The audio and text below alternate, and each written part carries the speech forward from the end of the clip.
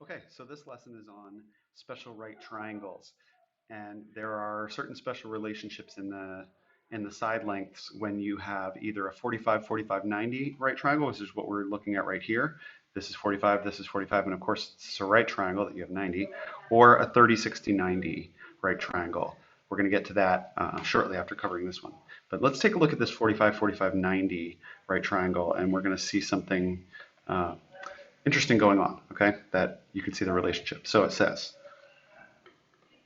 certain right triangles have properties that allow you to use shortcuts. Shortcuts, that's a big key, right? You don't have to do all this calculation if you know what the relationship is for these special triangles, which you get a lot of. Okay, to determine side lengths without having to use the Pythagorean theorem to find the side lengths. Okay, so the acute angles of a right isosceles triangle, since these two side lengths are the same, that means that their base angles are congruent. They're both 45 degrees. Okay, another name for an isosceles right triangle is a 45, 45, 90 triangle. If each leg has a length of x, you have some value here for the length of the leg, and they're both the same because it's isosceles. Okay, and you have some hypotenuse here that's we're going to call y. We can watch what we do when we solve for y in terms of x. Okay, we can say a squared, this right here, squared, plus b squared, this here, the two legs, a squared plus b squared, equals c squared. That's the hypotenuse. It's diagonal from the right angle. Okay, and if we then said add these together, x squared plus x squared is 2x squared equals y squared. And then if we wanted to find out what y is, we need to square root both sides. I'm going to write something here to show you why it results in this. Okay, essentially, if you square rooted the 2x squared on that side, that's really, you're square rooting 2x squared is 2 times x times x. Sorry, my pen is having a hard time writing. Okay, that's 2x squared equals the square root of y squared, or y times y. Now you might remember that I said the rule is if you see something in there twice, you can bring it out front once. Okay, so what you then get on this side, on the right hand side, is the y is in there twice, so it comes out once and it's just equal to y. That should make sense to you. The square root of y squared is y. Okay, now the square root of 2x squared, the x comes out, but the 2 does not have a match inside that you can bring it out, so you have to leave that inside the square root, and what you get is x square root of 2.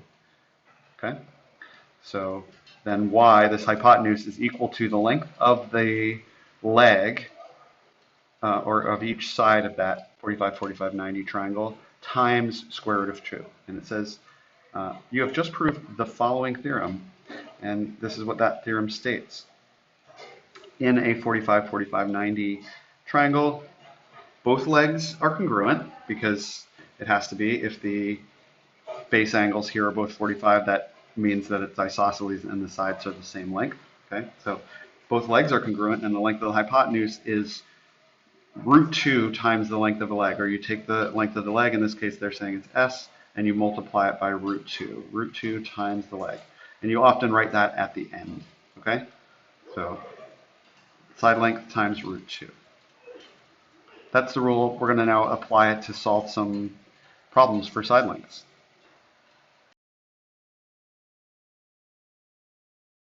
Okay, so finding the length of the hypotenuse here, they're telling you that it's got a leg length of 9, and for 45, 45, 90, you always multiply that leg length by the square root of 2. This here says, why is only one leg labeled? Because in a 45, 45, 90 triangle, it's an isosceles right triangle, or right isosceles triangle. So legs have equal lengths, so you know that this is 9, means this is 9 as well. If the base angles are congruent, we know the side lengths are congruent as well. Okay, so we should take that side length and multiply it by the square root of 2. The hypotenuse is equal to that leg length times the square root of 2. So if we take that leg length and we substitute the actual value of the leg length of 9 in there, then the hypotenuse is equal to the square root of 2 times 9, or otherwise written 9 root 2 is what the hypotenuse is for that one. How about for this one on the right, B? Well, notice that we already have a leg length of to root 2. And this is going to be kind of cool. I like this. You take the hypotenuse length, I'm sorry, the leg length, which is 2 root 2, and you multiply by the square root of 2, just like we did over here on the left side. And what you get then is the hypotenuse is equal to root 2 times 2 root 2, which equals 4. Why does it equal 4? Let me write it out down here on the bottom for a second. If you have root 2 times 2 root 2, or times 2 times root 2, that's what 2 root 2 means. We can reorder that to say that's the same as 2 times the square root of 2 times the square root of 2. And hopefully you know at this point that the square root of 2 times the square root of 2 equals 2. Okay? And the thinking behind that is this is what number, this is the number that you multiply together by itself to equal 2. So when you multiply it by itself, you get 2. Logical? Okay, so then we've got 2 times 2, and that's equal to 4. And that's why they have an answer of 4 right there. Okay, so let's see how well you did on that. We're going to do a got it problem here. What I want you to do is put your best answer, well, pause the video, put your best answer on a piece of paper in your notebook or something, and then come back and check your answer against what I did. So what is the length of the hypotenuse of a 45, 45, 90 triangle with a leg length of 5 root 3? This requires you a little bit to understand how to deal with radicals, these roots. Okay, pause the video, take your best guess, based on the math you know, and then unpause the video and check your answer. Pause it right now. Okay, so remember what we do. We're looking for the length of the hypotenuse when we know the leg length. We know that this leg length right here is this, and what do we always do with the leg length? We multiply it by the square root of 2 to get the hypotenuse length. So we say 5 root 3, or 5 times the square root of 3, times the square root of 2, which is what we always multiply it by. Okay. Now, how does this look? This means 5 times, and when you multiply a square root of 3 times the square root of 2, you put them both under the same root symbol like that. Okay, and as you can see, there's nothing that's going to come out. There's nothing that's got a pair that can be taken out. And so what we've got is, we've just got this 5 sitting out front, and we need to multiply those numbers back together and leave it under the root. 3 times 2 is 6. So we have as an answer 5 root 6 for this. Okay, hopefully that made sense. We're going to look at some more problem types and some more examples. I apologize about the music in the back. Now that everyone is working from home and staying home, we have lots of close neighbors blasting music and hanging out. So that's coming from the neighbors. But anyway, let's see how we do on these next problems and concepts. Okay, so this problem is asking to find the value of the leg now, and this is interesting. They give us a multiple choice. I'm going to actually leave the multiple choice answers covered up for a second, because we should approach this as though we're doing it as though we don't have any answers. So here's what they say. We always know that the hypotenuse is equal to the length of the leg times the square root of 2. And since we know the hypotenuse, we can put that number in there for the hypotenuse. Since we know the length of the leg as x, we put that in for there. So then what we get is 6 equals root 2 times x. Now what they do, and just show you their steps, they're saying, right, we know that this is the 45, 45, 90 triangle theorem, so we set the hypotenuse equal to root 2 times the square of the leg. Okay, we substitute the values in. Now what are they doing from here? What they're doing here is they're saying let's divide both sides by this to get just x on its own, right? So let's see what they do. Divide each side by root 2. Okay, and you notice that they switched sides. They just switched it from the x being over here to x being over here. Just say x equals. Now they're doing something that's called rationalizing the denominator. Okay, multiply by a form of 1, like root 2 over root 2, so that when you multiply this times this, you just get a number. Root 2 times root 2 is just 2, right? So you say, well, what would I need to multiply this by so that it would work out to be a perfect integer number without a root symbol, and you'd have to multiply it essentially by itself, right? Root 2 times root 2. So you multiply top and bottom because this is a form of 1, and that will not change the value of this. It'll just make it look different. Okay? So then you get 6 root 2 on the top, and you get 2 on the bottom. Root 2 times root 2 is 2. Simplify it. Now we can see that right here, this 6 on the top and the 2 on the bottom can cancel. 6 and 2 both get divided by 2. This becomes 3 root 2, and this on the bottom cancels out to be a 1. So we just have 3 root 2. Okay? And now that we got our answer, we can then say, what is the answer to the multiplication or the multiple choice? And we see that that is answer B, 3 root 2. Now, can you eliminate any of the choices? Okay, let's examine this idea. What it's saying here is that the variable x right here represents the length of a leg, and we always know the hypotenuse is longer. Okay, since the hypotenuse is the longest side, you know that x has to be less than what the hypotenuse length is, or x is less than 6. So it can't be c where it's equal to 6. You can eliminate that. And you can eliminate anything that's longer than 6, like 6 root 2. Now, fun fact, the square root of 2, just so you know how much it is, the square root of 2 is approximately equal to 1.414. And if you did that on your calculator, you'd see that that's true. Okay? And so what that means here is this value, 6 root 2, is 6 times a number bigger than 1 is all you have to think about. 6 times a number bigger than 1 is going to give you a number bigger than 6. And since we know the leg has to be less than 6, these two already can be eliminated straight away. Okay? So you now have a got it problem. Your got it problem is the length of the hypotenuse of a 45, 45, 90 right triangle is 10. What is the length of one leg? I'm going to make a suggestion that you make a sketch of it and you fill in what you know and give a variable to the leg, which is what you're solving for. Now, here it says in problem 2, up here at the top, why can you multiply 6 over root 2 by root 2 over 2, or root 2 over root 2? Have an answer for that. Pause your video, come up with your answers for this, and then unpause your video and check what the actual answer is. Pause it now.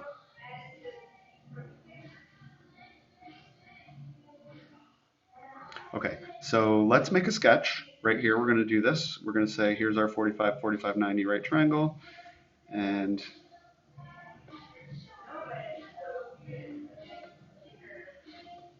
let's see, we have a hypotenuse length of 10, and this we'll call x. So how do we solve this? We say, well, we know what the hypotenuse is. The hypotenuse is 10. So 10 is equal to the square root of 2 times x. When we divide both sides by the square root of 2, we get x equaling 10 over root 2. And then if we did 10 over root 2, times this form of 1, root 2 over root 2, we get on the bottom here, root 2 times root 2 is 2. And here on the top, 10 times root 2 is 10 root 2. Okay, so that's what we get. We get 10 root 2 over 2, which, by the way, simplifies out when you cancel these both by 2. You get a 1 here and a 5 here. And what you get is 5 root 2. So we got here x is equal to 5 root 2. Okay, that's our answer for this. Now finally, it says in problem 2, why can you multiply 6 over square root of 2 by square root of 2 over square root of 2? Because anything same top and bottom equals 1, and so we're just multiplying by 1, and that will not change the value, as I said. Okay, and then what that results in is this root 2 times root 2 on the bottom gives you just a 2, and that's called rationalizing the denominator. This is an irrational number, this square root of 2, but by doing this, we get a rational number of 2 on the bottom. Okay, hopefully that makes sense. Let's keep going.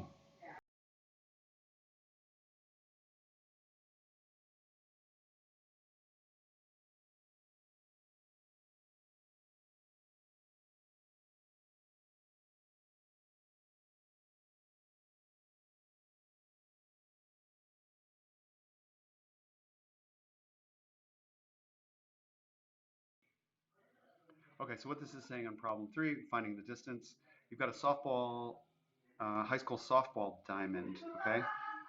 They call it a diamond. Shaped like a square is a square, okay? And the distance from base to base is 60 feet. You know that that's the distance first to second base all the way around the square, okay? To the nearest foot, and this is the trick, to the nearest foot, how far does a catcher throw the ball from home plate right here across to second base? Okay, so what you need to do is you need to come up with an actual number. You can't just have 60 square root of 2 because how long is that, right? So this is what you do. Okay, the distance d is the length of the hypotenuse on this 45, 45, 90 right triangle. We know that it's a 45, 45, 90 because this is a 90-degree angle, and when you split this 90-degree angle equally, you get 45 and 45. Okay, so how do you know that d is a hypotenuse? The diagonal d is essentially across from, diagonal from the right angle. So there are two sides that make the right angle, and that third side across from it is going to be the hypotenuse. Okay, so the hypotenuse of a right triangle is always opposite the 90-degree angle. So d is the hypotenuse. So, okay, we got a distance of d. Now you set that length of the hypotenuse. Okay, we say the length of the hypotenuse is equal to 60 or whatever the side length is times the square root of 2, right? That's that rule, the 45, 45, 90 triangle rule. So now you need to actually type into your calculator 60 times root 2. So type square root of 2 and then times 60. And you will get this. What you're going to do now is, remember, it's saying to the nearest foot. So what you need to do is round this off to the nearest foot. So how do you do that? You say, okay, what number's in the ones place? It's a 4. Is this 5 or higher? In the digit in the tenths place? And yes, that's an 8. Sorry, I have a hard time writing arrows with my marker or with my pen. So since that's 5 or higher, it rounds up to 85. And so we say, okay, catcher throws the ball about 85 feet, about, right, because it's an estimate, it's rounded, from home plate to second base. Okay, pretty good. What is your got it problem for this? Okay, you plan to build a path along a diagonal, one diagonal of a 100-foot by 100-foot square garden. So let's draw it out. 100-foot by 100-foot. Well, you sketch it out. To the nearest foot, how long will the path be along the diagonal? Sketch it out. Come up with your number, actually type it into the calculator and round it to the nearest foot. And you'll do this with the video paused and come back and unpause it to check your answer against mine. Okay, pause the video now. Okay, so I'm going to sketch it out. And when I do that, let's see.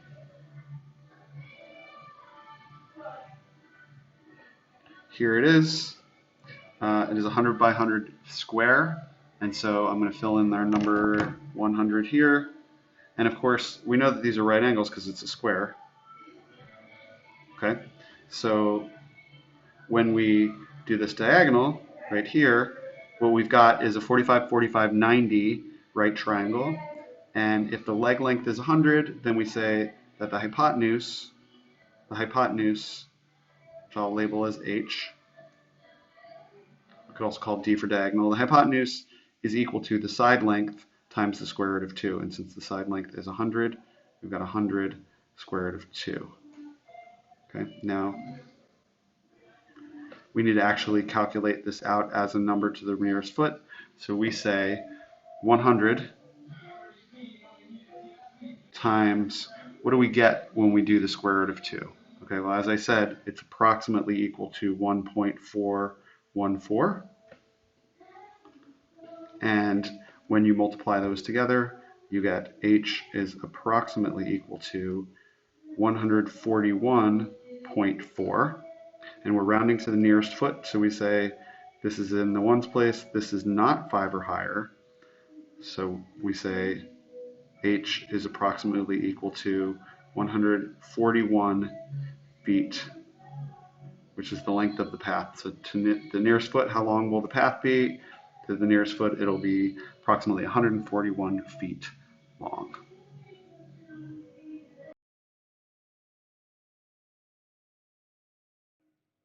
Okay, now there's another type of special right triangle. It's the 30, 60, 90, and it has another more interesting relationship between the side lengths. And I'll read it here. In a 30, 60, 90 triangle, the length of the hypotenuse is twice as long, twice the length of the shorter leg. So if this leg is S, this is 2S. Okay, so we can take this length and multiply it by 2 to get the hypotenuse, or if we knew the hypotenuse, we could divide it by 2 to get this leg. Okay, and the length of the longer leg is going to be the side length, the shorter side length times the square root of 3. So if you know this, you can say times root 3 to get the long leg and times 2 to get the hypotenuse. And you can use that to work backwards as well. Okay, let's see this in action.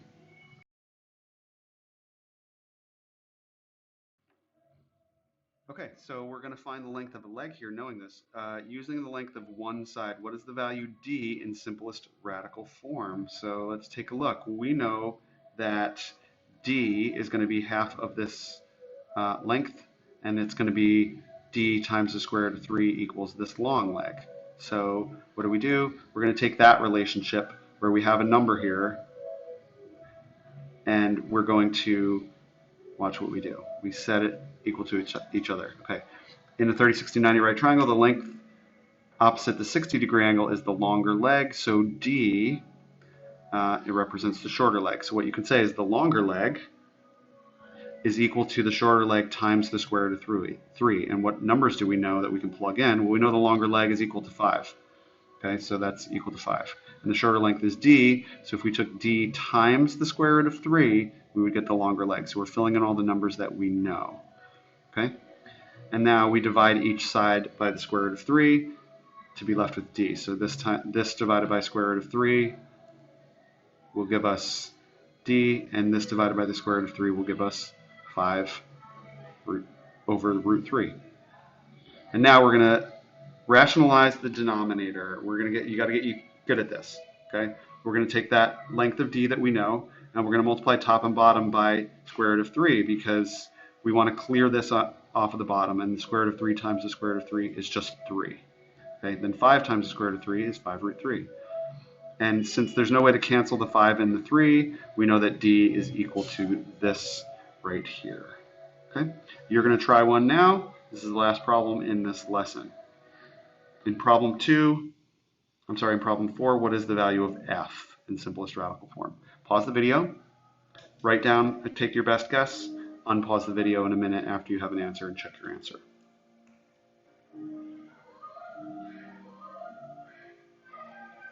Okay, so there's a couple of ways that you could do it, but one of the easiest ways, since we already know what d is in this case, we always know that the hypotenuse, f, is equal to twice d. Okay, so f equals 2 times the length of the shorter leg, and so f is going to be equal to 2 times the length of the shorter leg, which we know to be 5 root 3 over 3, and therefore f is equal to, what do we get here? If we do 2 times this, well, we get 2 times 5 root 3 over 3 is 10 root 3 over 3. You're just going to double this denominator. By doubling the denominator, you're essentially multiplying it by 2, so you get twice as much as 5 root 3, which is 10 root 3 on the top. So we get 10 root 3, and we still have 3 on the bottom. Again, these numbers can't cancel out, so we leave it in this form, and that's how you do it. You'll get comfortable at this as you do more problems. So go to the IXLs. These are great IXLs for practicing. Do the IXLs at least 80, then do the normal book problems, write them out on paper, check your answers, and if there's any that you missed and you don't know why, watch the videos. Okay, good luck.